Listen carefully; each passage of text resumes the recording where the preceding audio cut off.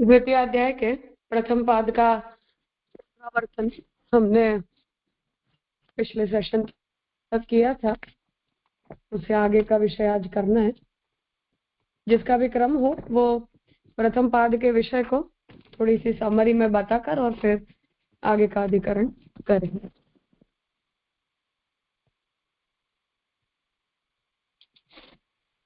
हाँ जगदीश जी करिए।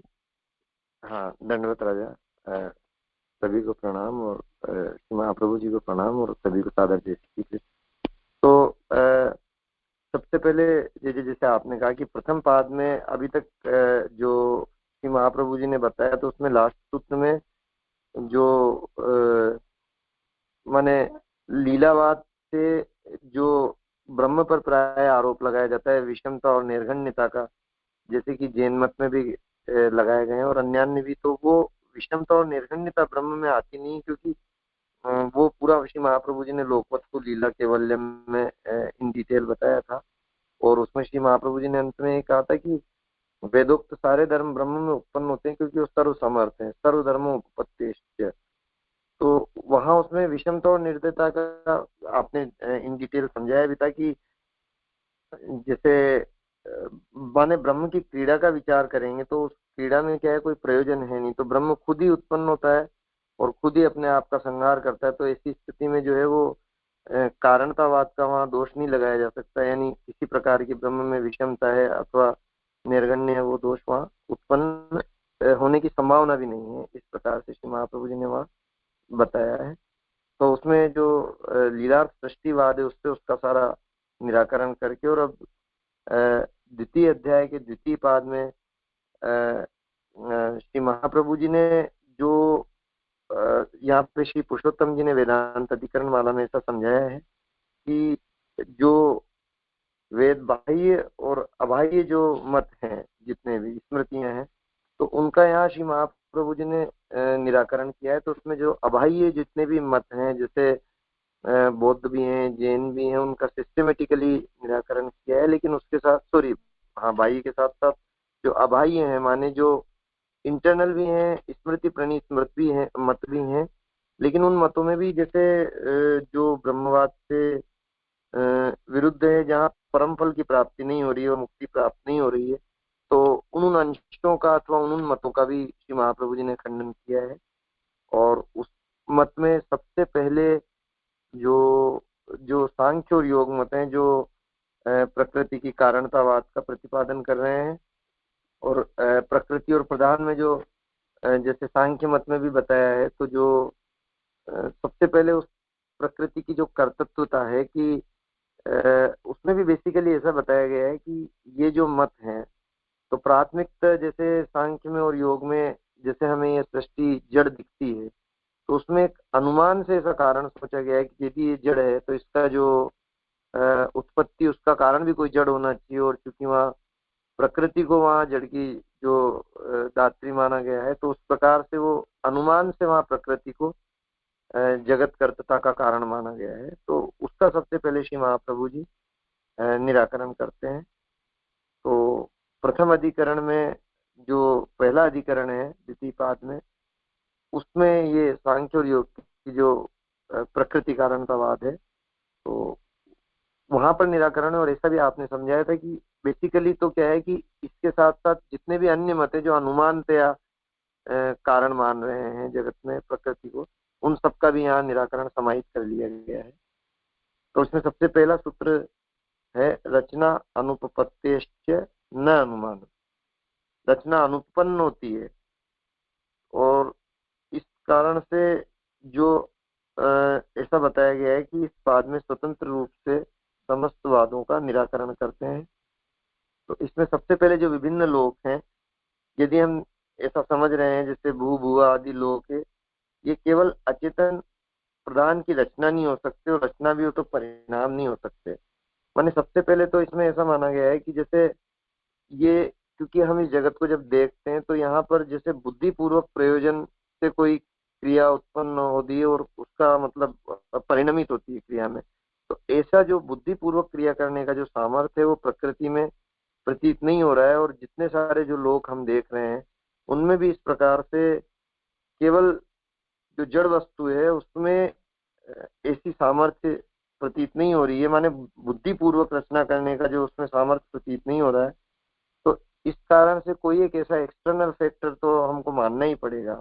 माने ये एक उपपत्ति हमारे सामने वहां रहेगी कि कोई न कोई चेतन या कोई ऐसा हमारे को कारण उसके लिए मानना ही पड़ेगा जिससे सारे लोग उत्पन्न हुए हैं।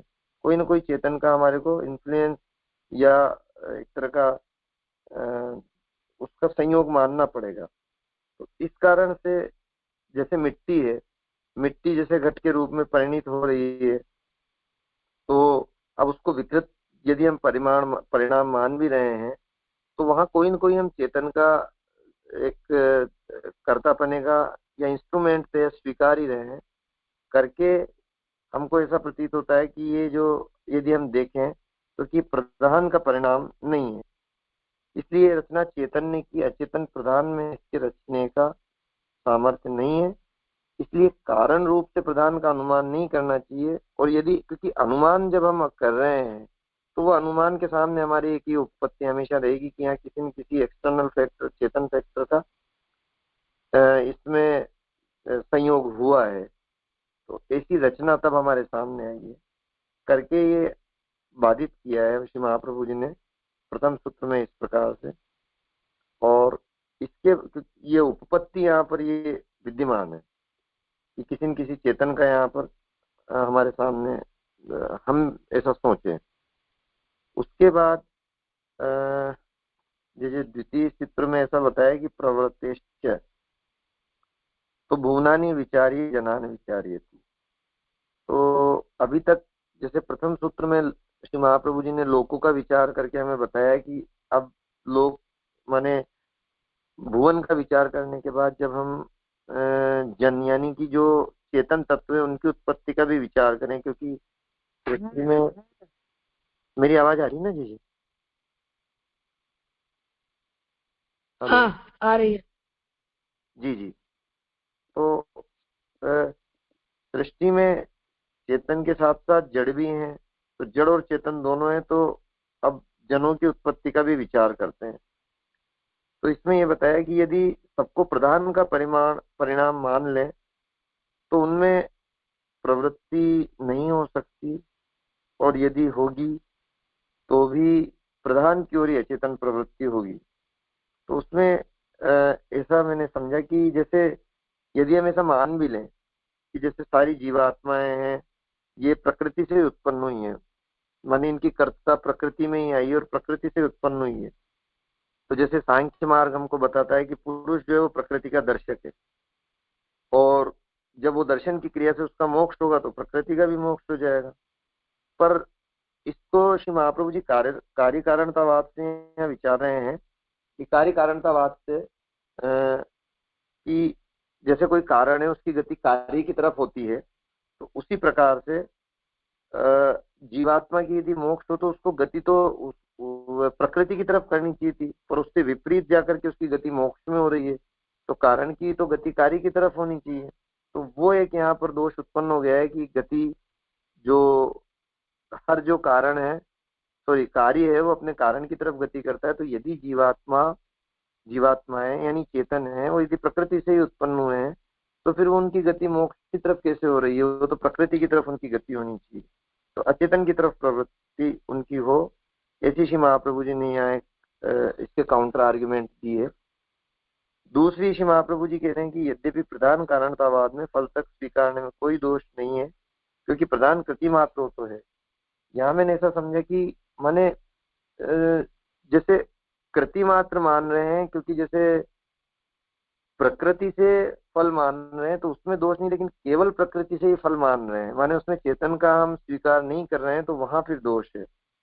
केवल यदि प्रधान कारणतावाद में फल तक स्वीकारने में उस प्रकार से दोष नहीं मान रहे हैं, फिर भी वादी को लोक न्याय की दृष्टि से कुछ कहना है, क्योंकि लोक में जैसे चेतन और अचेतन का व्यवहार है। जैसे सांख्य में भी हम देख रहे हैं कि जो पुरुष और प्रकृति का माना है, ऐसे लोक में हमको ये प्रतीत होता है कि यहाँ चेतन और अचेतन का व्यवहार है। और उसमें 4 प्रकार के जो जीवधारी बताए हैं, जिसमें एक तो जैसे पशु पक्षी था, एक जो है वो माने एक शरीरधारी पशु पक्षी हैं, फिर उसके बाद द्वितीय शरीरधारी में मनुष्य हैं, तीसरे में वृक्ष हैं, और चौथे में अलौकिक देवादि जो मान रहे हैं हम। तो उस प्रकार से चेतन भी यहाँ पर हैं और बाकी सब अचेतन में माने गए हैं। तो उस दृष्टि से भी यहाँ विचार किया गया है, तो वो प्रधान के परिणाम नहीं है, क्योंकि जैसे चेतन और अचेतन दोनों देखने में आ रहे हैं सृष्टि में, तो उस व्यवस्था को सिद्ध करने के लिए हमारे पास माने सांख्य के पास क्या जवाब है कि यहाँ पर जो चेतन और अचेतन का जो भी व्यवहार देखने में आ रहा है, तो उसमें चेतन दृष्टि से भी विचार तो माने तो प्रकृति का परिणाम उसको कैसे माना जाए। ये एक आर्ग्यूमेंट महाप्रभु जी ने चेतन की दृष्टि से भी दी कि प्रकृति को ही कारण मान रहे हैं, तो फिर ये आर्ग्यूमेंट भी आएगी कि वो जो प्रवृत्ति है उनकी प्रवृत्ति वो उधर होनी चाहिए थी प्रकृति की तरफ, लेकिन वो तो दिख नहीं रही है, और सांख्य मार्ग भी यही कह रहा है खुद ही। तो ये कॉन्ट्राडिक्शन वहां उपस्थित हो रहा है। उसके बाद एक और पूर्व पक्ष की जो आर्ग्यूमेंट है, उस तरीके से भी श्री महाप्रभु जी यहाँ पे जो कर्तता है प्रकृति की सृष्टि निर्माण में, उसका निराकरण करते हैं। तो उसमें आर्ग्यूमेंट सांख्य की तरफ से पूर्व पक्षी उपस्थित यदि हो कि पयोम्बु वच्चे तत्रपि, तो जैसे उसमें कुछ उदाहरण दिए हैं कि जल जो है वो विचित्र फैनों की रचना करता है, या नदी का जल स्वतः स्पंदित होता है।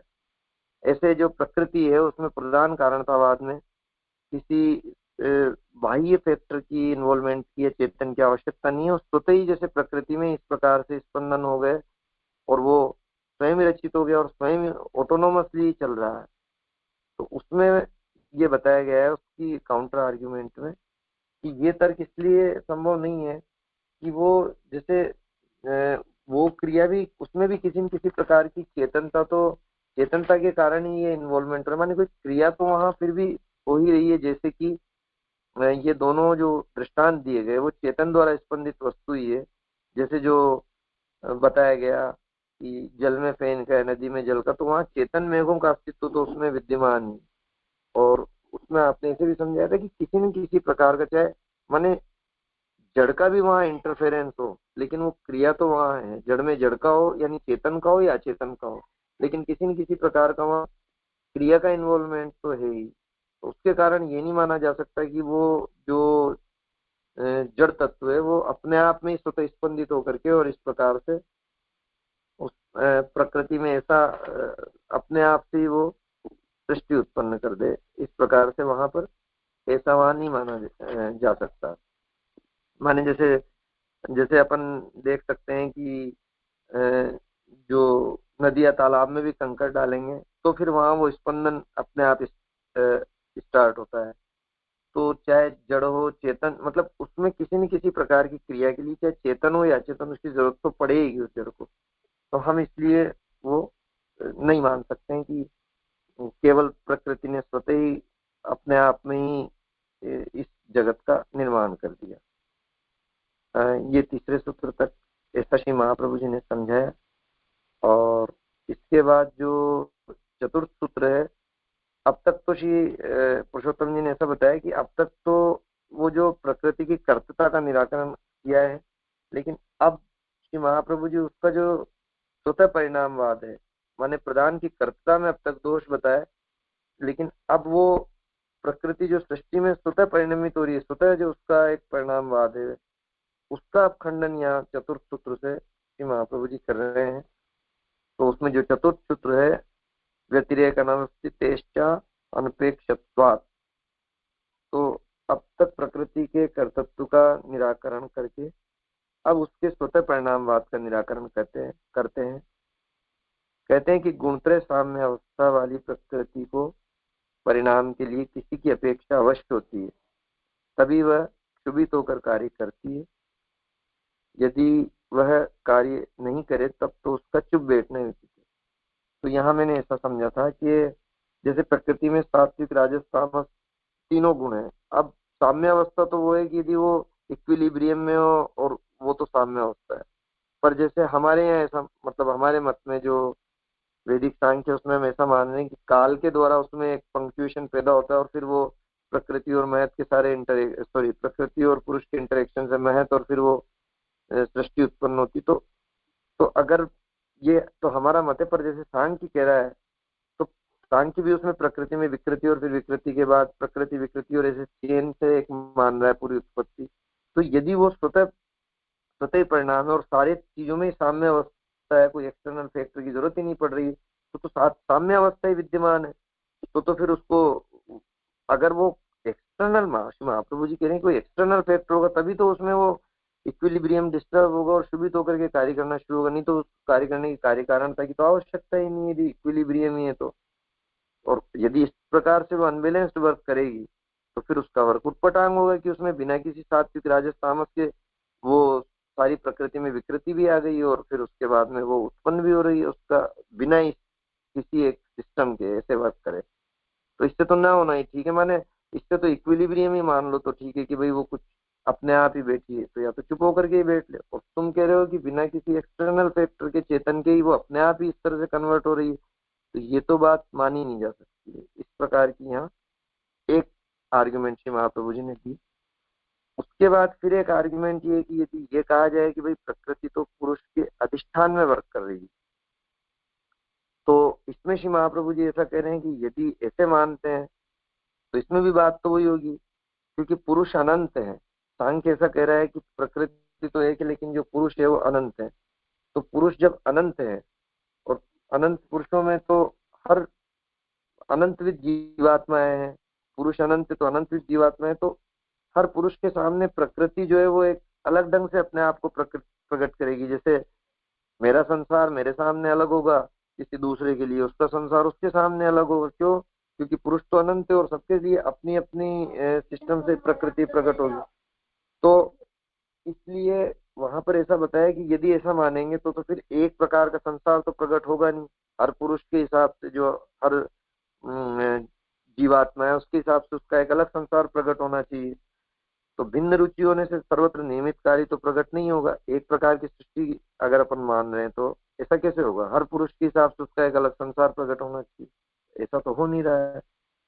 तो कहीं कुछ होगा और कहीं कुछ होगा। तो फिर एक ये आर्ग्यूमेंट हमारे सामने मतलब कि महाप्रभु जी काउंटर आर्ग्यूमेंट उपस्थित कर रहे हैं कि यदि इस प्रकार के आर्ग्यूमेंट में मान ली जाए तो फिर ये काउंटर आर्ग्यूमेंट आएगी कि फिर सारा संसार अलग अलग हर पुरुष के हिसाब से होना चाहिए। फिर उसके तो ये आपत्ति वहां पर खड़ी होगी। और फिर श्री महाप्रभु जी इसमें एक स्पष्टीकरण और समझा रहे हैं कि यदि अगर ऐसा मान लो, सांख्य मान लो, चलो ये भी कहता है कि आखिरी आर्गुमेंट ये देखिए भाई पुरुष की जगह चलो या कोई और अन्य मत भी ऐसा मान ले जो पुरुष को नहीं मान करके वहां ब्रह्म को मान ले कि हम तो ब्रह्मवादी भी ब्रह्म को मान लेते हैं, ईश्वर ही ऐसा कर रहा है। तो ईश्वर के अस्तित्व को मानने वाले सांख्य मत में तो मुझे ख्याल में नहीं है, पर शायद कोई ऐसी ब्रांच भी है जहाँ पे वो प्रकृति को नहीं मान करके ईश्वर को मान रहे हैं। तो वहां भी ये दोष तो रहेगा क्योंकि वो उसमें प्रधान तो वो चेतन ही है। क्योंकि उसमें सॉरी प्रधान तो मतलब प्रधान माने मुख्य तो प्रधान रहेगा, प्रकृति रहेगी, केवल ईश्वर तो अधिष्ठान रहा। तो वहां वो ब्रह्म की स्वतंत्रता तो उसको प्राप्त नहीं हुई, केवल एक तरह से इंस्ट्रूमेंटल कोच की तरह रहा। तो इंस्ट्रूमेंटल कोच की तरह हमारी स्वतंत्रता प्राप्त हुई। एक सेकंड, एक सेकंड।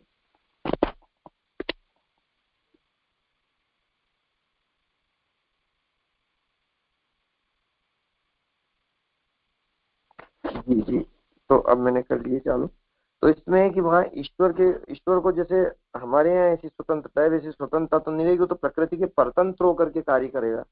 तो बात चाहे हम ऐसे पकड़े हैं ऐसे पकड़े, माने इस दृष्टिकोण से तो हम अगर प्रकृति की जगह ईश्वर को भी मान लें जैसा कुछ मत मान रहे हैं, तो महाप्रभु जी उनका भी निराकरण कर रहे हैं कि वो प्रकृति के अनुकूल ही सृष्टि वहां करेगा, अलौकिक सृष्टि तो वहां संभव नहीं होगी। इसके बाद फिर इसमें एक आर्ग्यूमेंट आई थी 5वें सूत्र में कि अन्यत्र भावाच्य न तृणादिवत। अब यदि कहें कि तृण पल्लव, अब यदि उसमें कहें कि तृण पल्लव जल आदि खाने पर गाय आदि में जैसे वह स्वतः ही दुग्ध के रूप में परिणमित हो जाते हैं। ये एक सेकंड में उस रूम का थोड़ा सा बजाऊं क्योंकि यहाँ थोड़ा सा शायद एक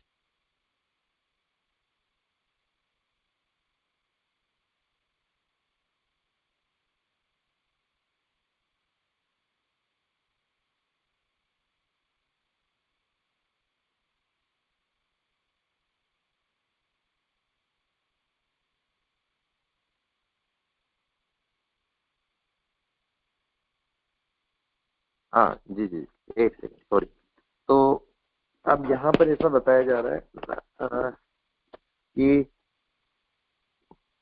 अब इसमें एक आर्ग्यूमेंट यदि यह है कि जैसे तृण पल्लव जलानी स्वभावादेव परिणमंत एवमेव प्रधानम प्रधानम इति न मंतव्यम। माने तृण पल्लव जल आदि खाने पर गाय आदि में जैसे वो स्वतः ही दुग्ध के रूप में परिणमित हो जाते हैं, ऐसे ही जगत प्रधान का परिणाम है। इसे महाप्रभु जी कह रहे हैं न मंतव्य में, इसे स्वीकारा नहीं जा सकता इस आर्ग्यूमेंट के आधार पर। क्योंकि यदि यदि ऐसी आर्ग्यूमेंट ली जाए तो ऐसे कोई और भी एनिमल हो सकते हैं, जैसे पशु पक्षी भी हैं, तृण तो वो भी खा रहे हैं, लेकिन वो दूध में तो स्वतः परिणमित नहीं हो रहा है। और दूसरी बात, एक आर्ग्यूमेंट तो इसमें ये है कि यदि स्वतः ही सारे ही अगर इस प्रकार से माने तो सभी एनिमल्स तो ऐसा नहीं कर रहे हैं जो तृण खा रहे हैं। तो एक आर्ग्यूमेंट तो ये दी इसमें, और दूसरी इसमें ये भी दी है श्री महाप्रभु जी ने कि फिर तृणादि भक्षण में गाय आदि चेतन जीव की क्रिया होती है, स्वतः तो परिणाम होता नहीं है।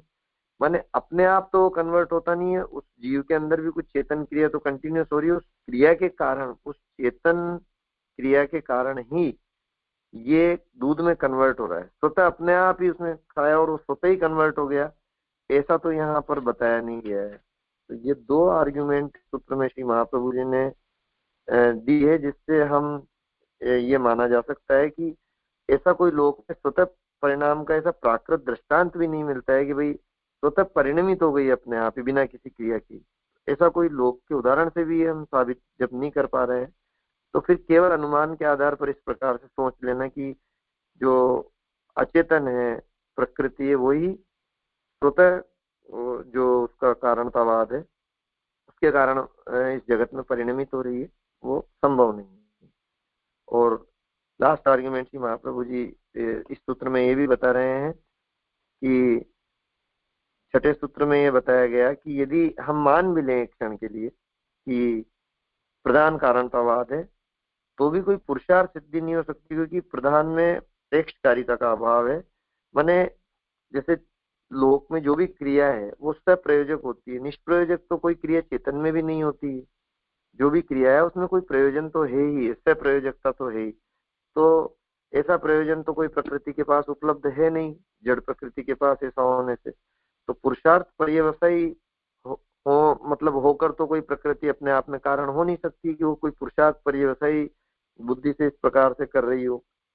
तो इस आधार पर श्री महाप्रभु जी ने इन 6 सूत्रों से ये जो प्रकृति की कर्तता और प्रकृति के स्वतः कारणतावाद का निराकरण किया।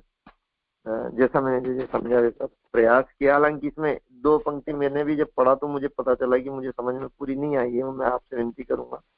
ये जो प्रथम सूत्र में बात है कि यदि ये भू भू आदि लोक आदि अचेतन प्रधान की रचना नहीं हो सकते, रचना भी तो परिणाम नहीं हो सकते, और यदि प्रधान के परिणाम होते तो परस्पर संश्लिष्ट होते। ये पंक्ति मुझे भी नहीं समझ में आ पाई, और कोई मेरी गलती हो तो क्षमा करें। धन्यवाद। नहीं, अच्छा किया। इसका अर्थ ये है कि पूर्व पक्ष ये उपस्थित किया जा रहा है कि जितने भी लोकों की रचना होती है वो जड़ वस्तु होने के कारण क्या प्रकृति की रचना है, पर प्रकृति क्योंकि निष्क्रिय, प्रकृति जो है वो बिना चेतना के सक्रिय नहीं हो सकती, इसलिए अकेली प्रकृति उसका निर्माण नहीं कर सकती है, पुरुष का उसमें होना आवश्यक है। तो प्रधान की न तो वो रचना हो सकते हैं, न ही वो प्रधान का परिणाम हो सकते हैं।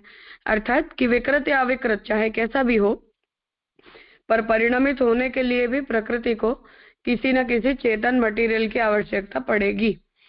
और अगर ये इस प्रकार से परिणमित हुए हैं तो परिणाम होने पर उन्हें एक दूसरे में संश्लिष्ट होना चाहिए, मतलब कि विकृत परिणाम हो तब भी वो एक दूसरे के जैसे होने चाहिए, मतलब समान धर्म युक्त होने चाहिए। और यदि वो अविकृत परिणाम है तब तो फिर उनका लय होने की जो प्रक्रिया है उसके अंदर भी एक रूपता होनी चाहिए। ऐसा नहीं हो पाता है, इसलिए किसी न किसी चेतन तत्व की आवश्यकता पड़ती है। अचेतन प्रकृति में अकेले संसार को प्रकट करने का सामर्थ्य नहीं है, ये यहाँ कहना चाह रहे हैं। अर्थात कि महाप्रभु जी सांख्य मत का निराकरण इस आर्ग्यूमेंट से प्राइमरीली कर रहे हैं, फिर आगे जाकर पूर्व पक्ष और उत्तर पक्ष उपस्थित किए गए। जी हमें थोड़ा बहुत संश्लिष्ट से थोड़ा कंफ्यूजन है, क्योंकि जैसे सांख्य ऐसे मान रहे हैं कि जैसे प्रकृति प्रकृति विकृति फिर विकृति, तो ऐसे शुद्ध और अशुद्ध, तो उसमें संश्लिष्ट को हम कैसे समझेंगे? मतलब सांख्य के विरुद्ध ये आर्ग्यूमेंट कैसे समझे संश्लिष्ट वाली, वो थोड़ा कंफ्यूजन है। वो इसलिए क्योंकि प्रकृति में से महातत्व, मन, बुद्धि वगैरह जो तत्व उत्पन्न होते हैं वो सब विकृत नहीं माने जाते हैं, शुद्ध विकृत नहीं है, प्रकृत विकृत मिश्र है। उसके बाद जब शुद्ध विकृत तत्व प्रकट होते हैं तब वो आगे की इंद्रिय वगैरह से लेकर पंचमहाभूत आदि की सृष्टि होती है। तो जो भू भुवः वगैरह लोक हैं, वो सब लोक, तो कुछ लोक उनमें से ऐसे हैं जो आध्यात्मिक हैं, अर्थात कि पृथ्वी लोक से ऊर्ध्व के जो लोक हैं वो यद्यपि प्राकृत है परंतु पंचमहाभूतों से निर्मित होकर जड़ नहीं है, शुद्ध, तो उनका स्वरूप अलग है। और हम जिस संसार के अंदर रह रहे हैं उसका स्वरूप अलग है, क्योंकि हम पंचमहाभूतों से बनी हुई शुद्ध प्रकृति से जन्य विकृत तत्व के अंदर हम रह रहे हैं।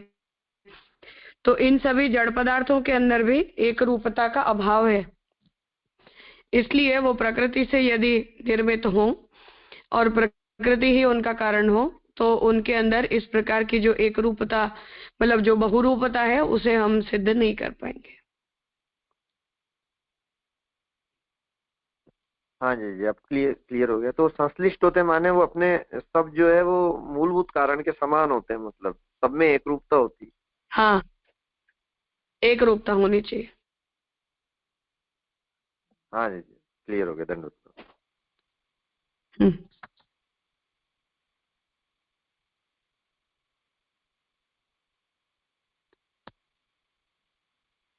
हीना बेन।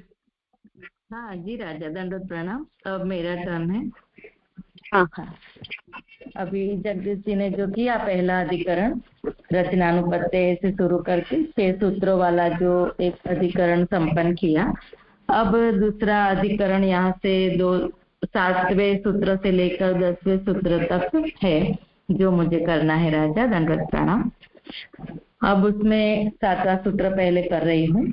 7वें सूत्र में अभी जो पहले बताए कि प्रधान के जगत कर्तृत्व का जो अभी आगे के जो 6 सूत्र है उसमें निराकरण करके महाप्रभु जी, अभी राजा ने भी हमको बताया कि कोई पुरुष की आवश्यकता है, कोई चेतन तत्व की आवश्यकता है, तभी वो सृष्टि उत्पन्न करने में समर्थ होती है वो प्रधान। तो इस तरह से जो बताया उसमें अब संशय का स्वरूप यह बन रहा है, जो संशय का स्वरूप यह बन रहा है कि केवल प्रधान की कारणता का स्वीकार नहीं किया जा सकता क्योंकि वो तो जड़ है। तो अब चेतन जो पुरुष है, उस पुरुष से प्रेरित प्रकृति जगत का कारण हो सकती है कि नहीं, ये एक संशय का स्वरूप यहाँ बन रहा है कि जो पुरुष है तो वही प्रकृति को प्रेरित करेगा और वो दोनों मिलकर कोई जगत की उत्पत्ति करेंगे। इस तरह से यहाँ आर्ग्यूमेंट कर रहे, मतलब संशय कर रहे पहले तो। उसके बाद पूर्व पक्ष आ रहा है कि पूर्व पक्ष यहाँ हो रहा है कि पुरुष प्रेरित प्रधानता की कारणता का उत्पादन कर रहे हैं, मतलब पुरुष ने जो प्रधान को प्रेरित किया और उसकी ही कारणता से ये पूरी सृष्टि उत्पन्न हो गई। इस तरह से एक पूर्व पक्ष ला रहे। उसमें अब हम देखें तो पुरुष अस्मवद, उस ये सूत्र पुरुष अस्मवद इति चेत तथापि, ये सूत्र आ रहा है कि पुरुष को प्रकृति के कारण के रूप में माने तो हम मान सकते हैं ना उसको, ऐसा एक ला रहे सूत्र आ रहा है अभी इसमें। तो कह रहे कि पुरुष प्रेरित प्रकृति जगत बनाती है। अगर ऐसा हम कह दे कि पुरुष से प्रेरित प्रकृति है वही जगत बनाती है तो फिर ठीक है ना, वो प्रकृति तो जगत बना सकती है क्योंकि चेतन का उसमें इन्वॉल्वमेंट है। तो उसमें दृष्टांत हमको दे रहे कि जो सांख्य सिद्धांत में भी कह रहे कि जो अंध पंगु न्याय है, उसमें बता रहे कि जो अंधा आदमी है और पंगु आदमी है, तो वो अंधा आदमी अगर अंधा आदमी पंगु आदमी के ऊपर आरूढ़ अगर हो जाता है तो वो अपने लक्ष्य तक पहुंच जाता है। इस तरह से पुरुष द्वारा प्रेरित प्रकृति भी महतत्व आदि से सृष्टि कर देती है, ऐसी एक बात आ रही। फिर उसमें कह रहे कि दूसरा दृष्टांत भी यहाँ दे रहे कि जैसे लोहा है और चुंबक की तरह वो आकर्षित होता है तब उसमें क्रिया प्रकट हो जाती है, उसी तरह पुरुष के सन्निधान से महतत्व आदि की सृष्टि प्रकट हो जाती है। ऐसी संभावना पुरुष अस्मवद, ऐसे इतने आधे सूत्र से पुरुष अस्मवद उससे कर रहे हैं और चेत तथापि उससे उत्तर दे रहे हैं, मतलब उसको चेत तथापि मतलब ऐसा हो तब भी, इस तरह से उत्तर दे रहे हैं यहाँ। तो महाप्रभु जी इसमें कह रहे हैं कि आपका यह विचार भी योग्य नहीं है, क्योंकि इसमें भी कोई प्रकार की अव्यवस्था ही आ रही है। तो उसमें समझा रहे कि पुरुष जो प्रकृति को प्रेरित करता है तो वह तो उसकी स्वाभाविक प्रवृत्ति है, या फिर दूसरी आर्ग्यूमेंट कर रहे हैं कि वो प्रकृति की इच्छा से प्रेरित करता है, अथवा तो पुरुष के सामने आने से प्रकृति ही सृष्टि कर देती है, ऐसे कह रहे हैं। तो उसमें हमको बता रहे हैं कि पुरुष अगर स्वतः प्रकृति को प्रेरणा तो देगा ही क्यों, और अगर दे रहा है तो उसका प्रयोजन भी क्या है। और यदि ऐसा कहे कि प्रधान की इच्छा से पुरुष प्रवृत्त हो रहा है, ऐसा भी अगर हम कह दे तो स्वभाव से प्राकृत होने के कारण यहाँ जो प्रकृति है वो प्राकृत है, और स्वभाव से प्राकृत होने के कारण इसमें दोष बता रहे हैं। प्रकृति पुरुष का संबंध भी नित्य होने से प्रकृति से पुरुष, प्रकृति जो है उससे पुरुष को मुक्ति भी नहीं होगी। अगर इस तरह से अगर हम माने कि पुरुष की प्रेरणा से प्रकृति क्रियारत हो रही है तो फिर पुरुष की मुक्ति भी संभव यहाँ नहीं हो पा रही है, ये बात बता रहे महाप्रभु जी। और सांख्य में जो मोक्ष पुरुषार्थ भी बताया है उसकी भी सिद्धि नहीं होगी, क्योंकि पुरुष जो है वो प्रकृति के साथ इन्वॉल्व हो रहा है तो फिर वो मुक्त नहीं होगा, वो प्रकृति में ही रहेगा, मतलब वो उसके सब गुणों को धारण कर लेगा तो वो मुक्त भी नहीं होगा।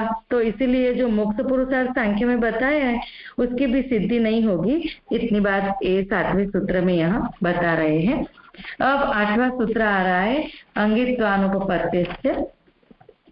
अंग और अंगी रूप से अगर विचार करें, मतलब सांख्य जो प्रकृति है और पुरुष है, प्रकृति अंगी बनती है या पुरुष अंगी बनता है, इस रूप से अगर हम विचार करें तो कहते हैं कि तो भी वो अंगित्व जो है वो अनुपपन्न होता है। उसमें पुरुषोत्तम जी हमको समझा रहे वेदांत अधिकरण माला में कि प्रकृति और पुरुष में हम किसको अंगी माने, अंगी कौन और अंग कौन, ऐसा कह रहे। तो पुरुष को अंगी अगर हम मान रहे तो अंगी अगर पुरुष को मानेंगे तो पुरुष की तो यहाँ अनेक सांख्य जो मत है उसमें तो पुरुष की अनेकता बता रहे हैं, और अनेकता बताए होने से जितने भी पुरुष है उन सबकी नियामकता यहाँ सिद्ध हो रही है। अगर सबकी नियामकता हो जाएगी तो प्रत्येक पुरुष की यहाँ जो भी सृष्टि बनेगी सबकी नियामकता है, सब स्वतंत्र है, तो कोई भी सब सृष्टि बना देंगे तो सारी सृष्टि भिन्न भिन्न भी हो जाएगी, तो ऐसा तो हो नहीं सकता। और पुरुष जितने अनेक है तो सबकी नियामकता तो हम कह नहीं सकते, सब नियामक है ऐसा हम नहीं कह सकते। तो इसलिए अगर पुरुष की अंगी रूपता हम बता रहे तो उस पक्ष में दोष आ रहा है, और एक पुरुष के अनुसार हम सृष्टि बननी चाहिए वैसे तो ही वो नियामकता सिद्ध होगी। और यहाँ जो सांख्य मत है उसमें तो ऐसा है नहीं, इसलिए ये मत है उसमें ये संभव ही नहीं है। और यहाँ तो समष्टि और व्यष्टि का भी भेद यहाँ नहीं बता रहे, तो पुरुष को अंगी मानने में इस तरह का दोष आ रहा है, ऐसे मान रहे। और अभी दूसरा बता रहे कि प्रकृति को अंगी अगर हम मान ले चलो तो प्रकृति तो खुद के दोषों का प्रदर्शन पुरुष के सामने करेगी क्यों, और दोष दर्शन नहीं होगा तो पुरुष में वैराग्य भी प्रकट नहीं होगा, दोष दर्शन होगा तभी वैराग्य प्रकट होगा ना। तो इसलिए मुक्ति के लिए कोई प्रयास भी नहीं करेगा पुरुष, और इस तरह से उसका मोक्ष भी नहीं होगा। तो इस तरह से पुरुष को अंगी रूप से मानो या प्रकृति को अंगी रूप से मानो, तो दोनों तरह से यहाँ दोष पुरुषोत्तम जी बता रहे। अभी सूत्र ला रहे कि अंगित्वानुपपत्तिश्च, उसमें हमको बता रहे कि अगर प्रकृति को अंगी माने या पुरुष को अंगी माने फिर भी कोई प्रकार की अव्यवस्था ही यहाँ हो रही है। पुरुष को अंगी अगर हम मान रहे हैं तो उस मत का तो ब्रह्मवाद में प्रवेश हो जाएगा, मतलब वो पुरुष को ही मान रहे हैं तो फिर ब्रह्मवाद जैसा ही उनका भी सांख्य मत का भी जो है वाद हो जाए, मत हो जाएगा। तो उसमें तो सांख्य मत की हानि है, क्योंकि वो तो प्रधानता कारणवाद पे मान रहे हैं तो सांख्य मत की हानि हो जाएगी।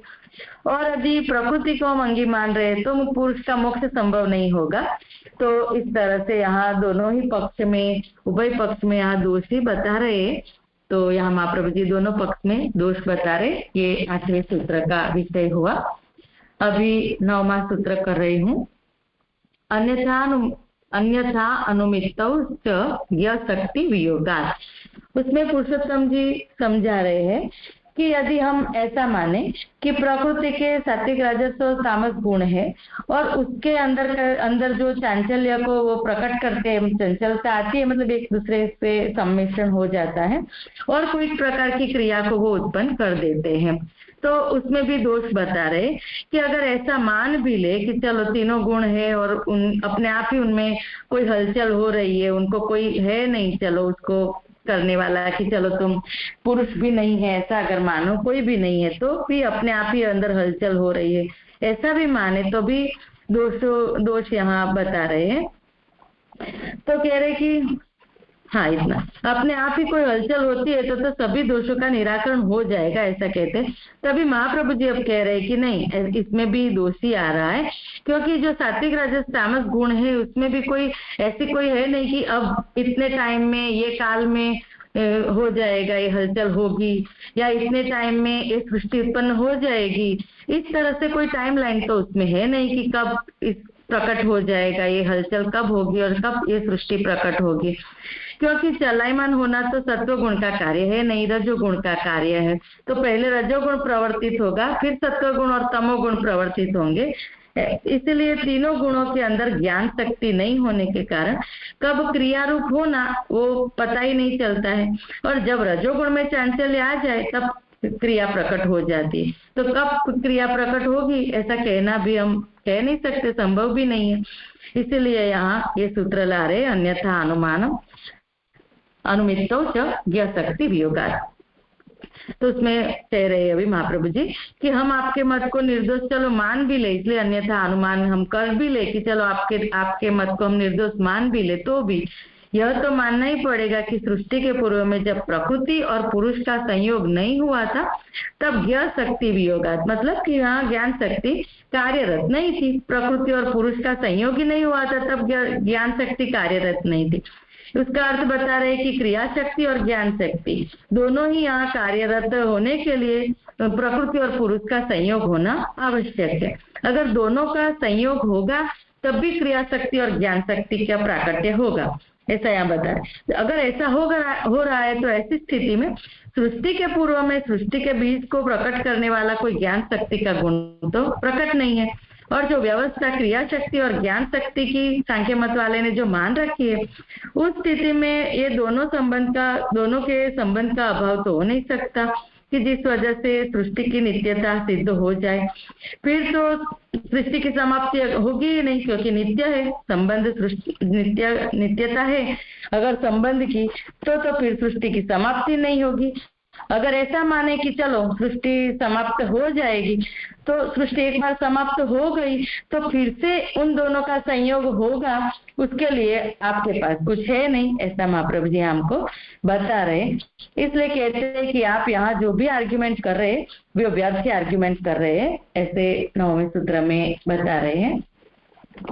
अब 10वां सूत्र आ रहा है, तो उसमें कह रहे हैं प्रतिषेधाच असमंजसम। उसमें कह रहे सांख्य वेदांत अधिकरण माला में पुरुषोत्तम जी कह रहे कि सांख्य बहुविध प्रोक्त तत्रैक सत प्रमाणक। सांख्य को अनेक ऋषियों ने अनेक प्रकार से कहा है। सांख्य की गिनती अनेक प्रकार, सांख्य में जो गिनती करी है वो अनेक प्रकार से अनेक ऋषियों ने करी ही है। 11वें स्कंद में भी उद्धव जी के प्रश्न में भगवान ने भी कहा है कि सांख्य अनेक प्रकार के हैं, बाह्य और अबाह्य का भेद से अनेक प्रकार के सांख्य है, ऐसा उद्धव जी के प्रश्न में भगवान ने भी कहा है। और उन सब में क्योंकि बाह्य और अबाह्य प्रकार से है तो उन सब में विरोध भी, परस्पर विरोध भी बता रहे हैं। तो उन मतों की, और कह रहे कि उन मतों की असंगति भी हमें देखने को मिलती है। तो सूत्र में भी कह रहे कि कोई 25 तत्व मानता है, कि कोई 26, कोई 4, कोई 13, कोई 11, इस तरह से जो अलग अलग सांख्य मत के जो है वो अलग अलग गिनती से ही उनमें मतभेद तो आ रहा है। तो कह रहे हैं कि उनमें स्वयं ही परस्पर अनेक मतभेद हैं। वस्तुतः तो अलौकिक अर्थ के विषय में वेद ही एकमात्र प्रमाण है और वेद को ही प्रमाण इसमें मानना चाहिए, क्योंकि अलौकिक विषय में अलौकिक ही प्रमाण है, ऐसा महाप्रभु जी ने भी कहा है। तो ऐसा कहकर यहाँ बस इतना ही 10वें सूत्र में इतना ही विषय आ रहा है। तो इस तरह से यहाँ 10 सूत्र से आगे के 6 और ये 4 सूत्र से सांख्यवाद में जो प्रधान कारणवाद है उसका निराकरण यहाँ तक किया। राजा, यहाँ मेरा निरूपण संपन्न हुआ। पता नहीं मैं ठीक कर पाई या नहीं, क्योंकि अन्य मत है तो इतना समझ में नहीं आता है, तो जितना समझ में आया उतना किया राजा। दंडवत प्रणाम राजा। अच्छा हुआ। आगे किसका क्रम है?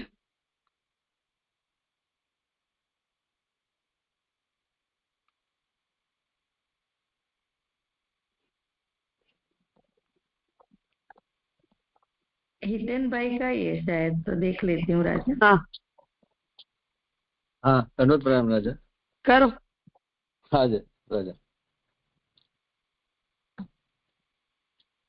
अब इस प्रकार जिस तरह हमने 2 अधिकरण में 10 सूत्र से सांख्य के प्रकृति परिणामवाद का खंडन किया हुआ देखा, अब ये तीसरे अधिकरण में नैयायिकों आदि के परमाणु कारणवाद के निराकरण के लिए तृतीय अधिकरण आ रहा है।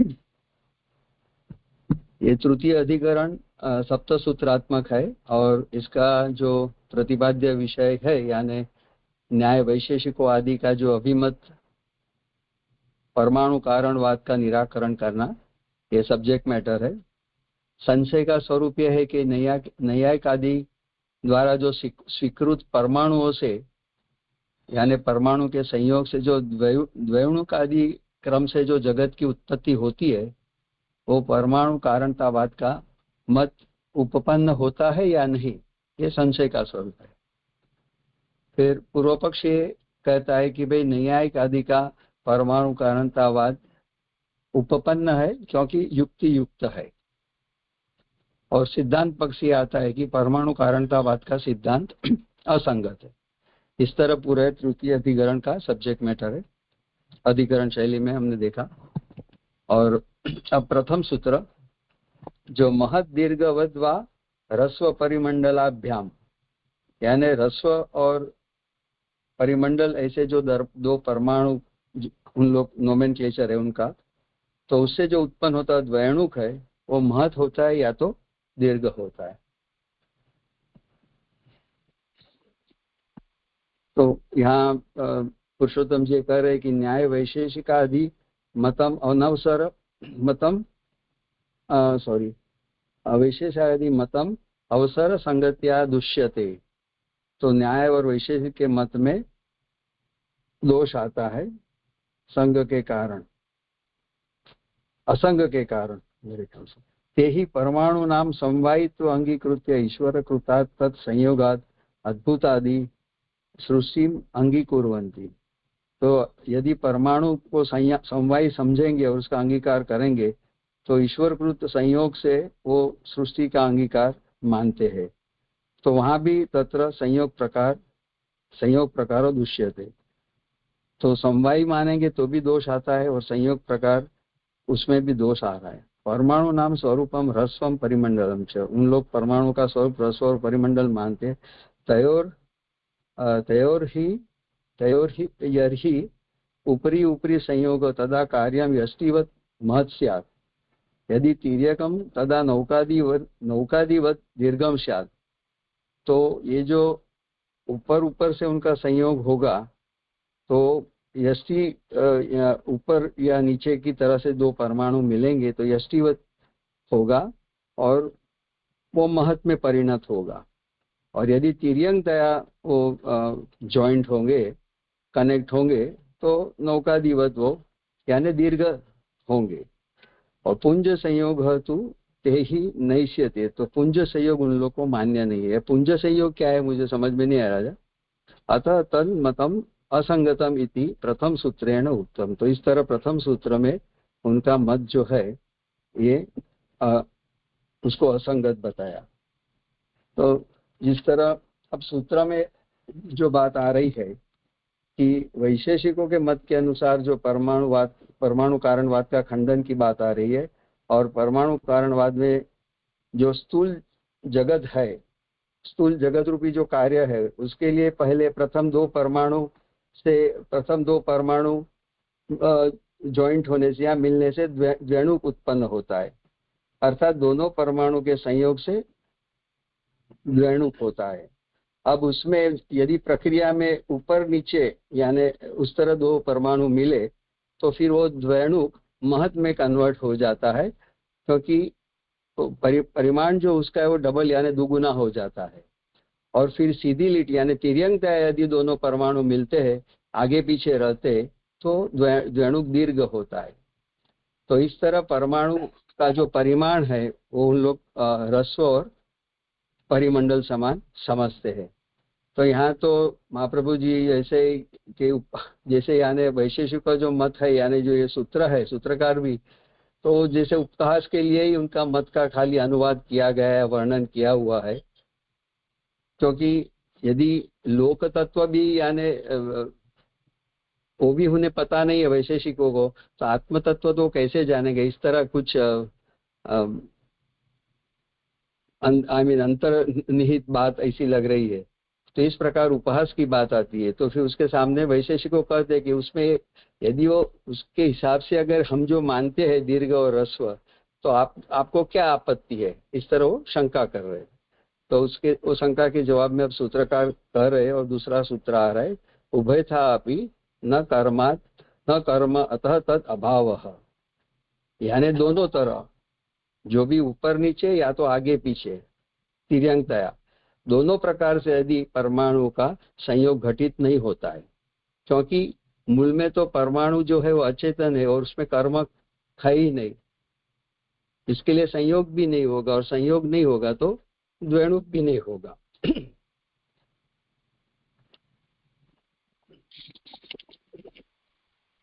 इस तरह दोनों प्रकार से परमाणु में संयोग घटित नहीं होता है, क्योंकि परमाणु स्वतः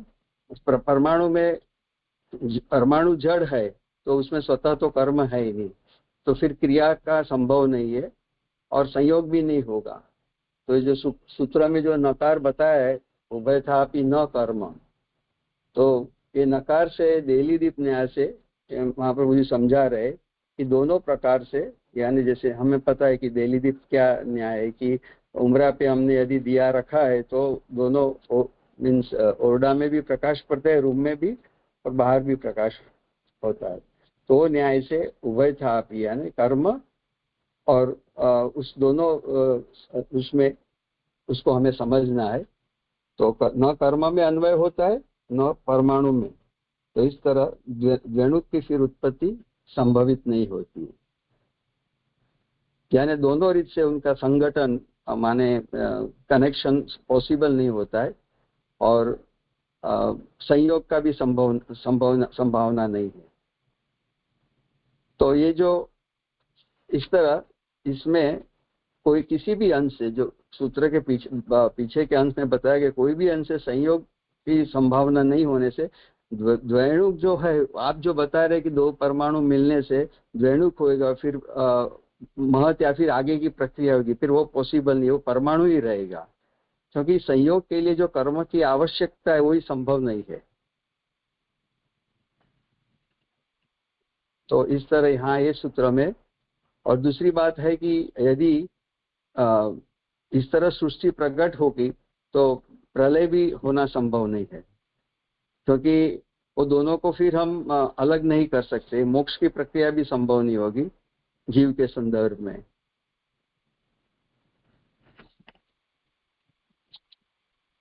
इसके लिए जो द्वेणुक उत्पन्न करने वाले परमाणु है उसका इस तरह हम डिवीजन नहीं कर सकते, विभाग नहीं कर सकते, और इससे ये साबित होता है कि द्वेणुक का भी अभाव होता है। तो ये बात दूसरे सूत्र में इस तरह में समझ दिए कि ये जो दोनों विकल्प हमें बताए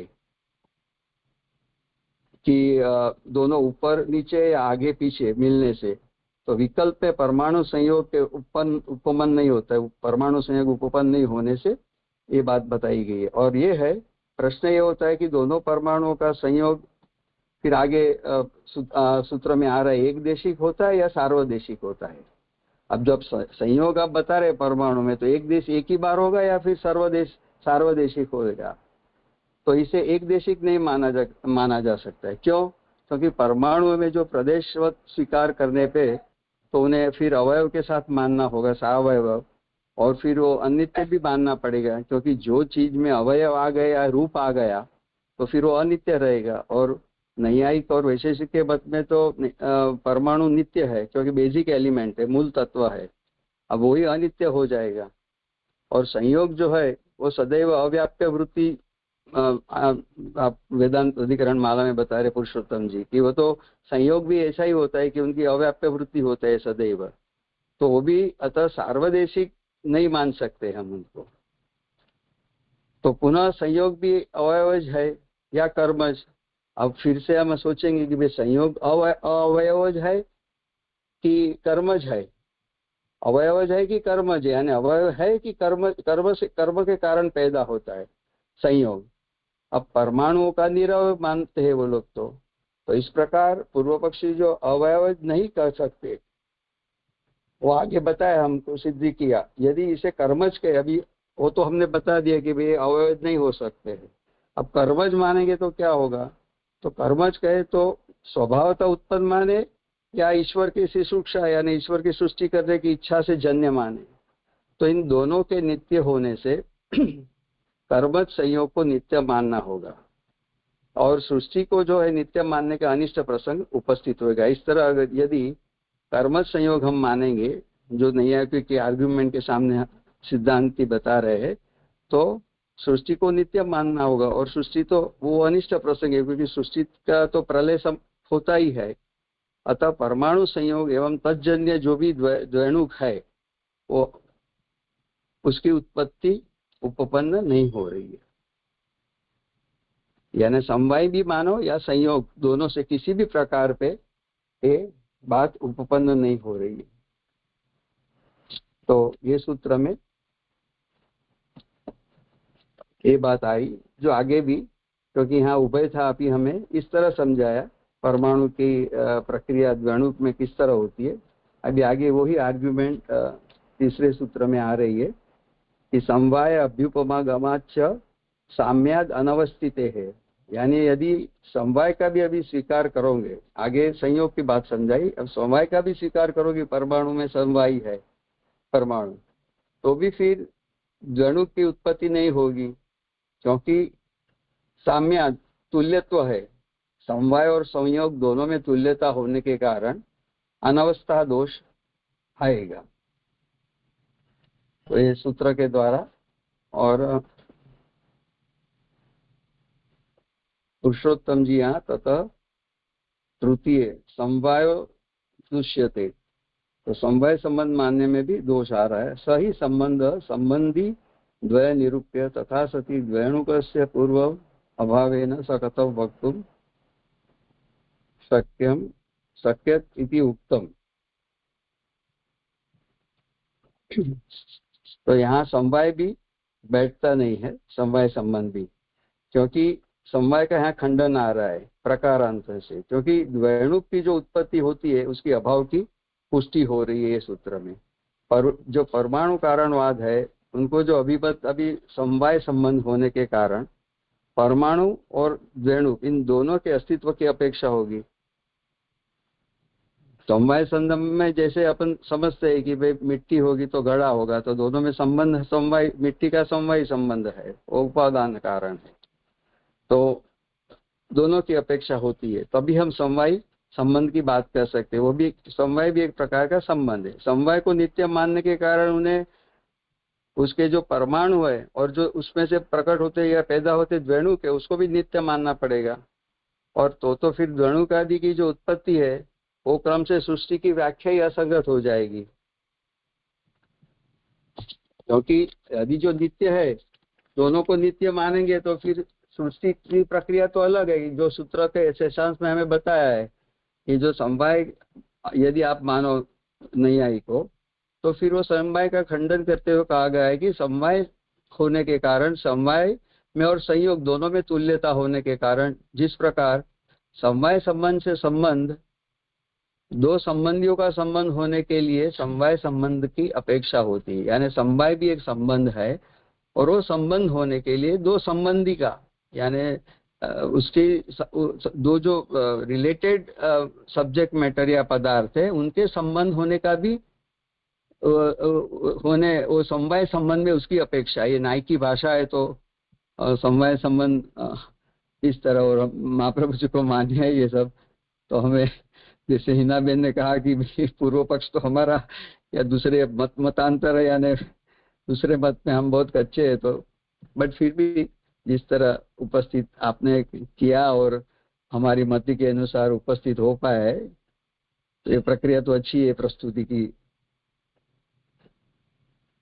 तो इस तरफ जो यहाँ बता रहे कि समवाय संबंध जो है उसमें संबंध है और उसमें जो दो संबंधी है रिलेटेड, उसमें संबंध होने के लिए समवाय संबंध की अपेक्षा होती है। अब इस प्रकार अगर समवाय को भी उसी संबंध दोनों में है, जो समवाय को भी उससे संबंध और संबंधियों से संबंध होने के लिए एक अन्य समवाय संबंध की अपेक्षा होगी, तो वो तो है ही नहीं, क्योंकि दूसरा जो अन्य समवाय संबंध की अपेक्षा है वो तो वहां है ही नहीं, क्योंकि परमाणु है और फिर द्वैणु तो संयोग से नहीं हो सकते या समवाय से भी नहीं हो सकते, क्योंकि आगे जैसे बताया गया या तो आपको ईश्वर कर्तृक मानना पड़ेगा या तो फिर कर्मज मानना पड़ेगा। ऐसा मानेंगे तो सृष्टि की व्याख्या जो है वो अनित्य मीन्स वो फेल हो जाएगी, क्योंकि सृष्टि नित्य तो है ही नहीं वैसे।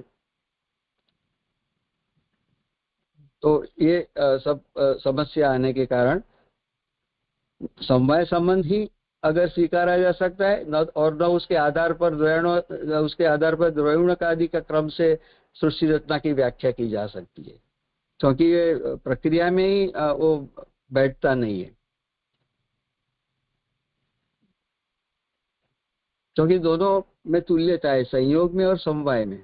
अब दोनों में तुल्यता होने के कारण कोई दूसरे पदार्थ की जो संबंध, दोनों संबंधी जो संबंध घटित होने के लिए दो संबंधी पदार्थ की जो आवश्यकता होती है उसका अभाव होने से इस तरह ये आपका जो समवाय संबंध का स्वीकार जो आपने किया है उसके आधार पे द्वैगुणकादि का जो क्रम से सृष्टि रचना की आप जो बात समझा रहे या कह रहे वो नहीं संभव है। अब आगे चतुर्थ सूत्र में राजा ले लू ना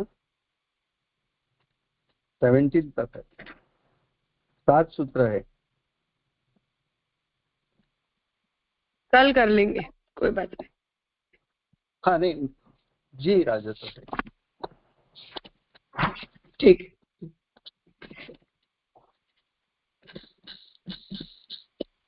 प्रणाम राजा।